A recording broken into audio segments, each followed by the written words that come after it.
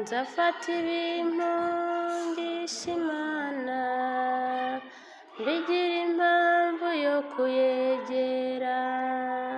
nzaririmba izo kunesha,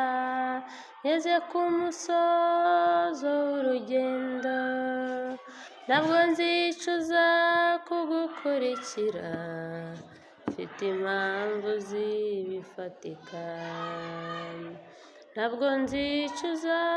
kugukurikira,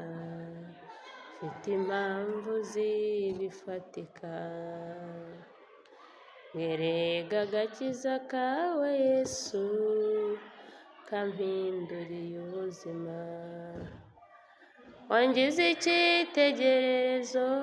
cyuhiriwe hagati y'ibimpinga, bamwe barunamye baragwa, ariko twe turakomeye,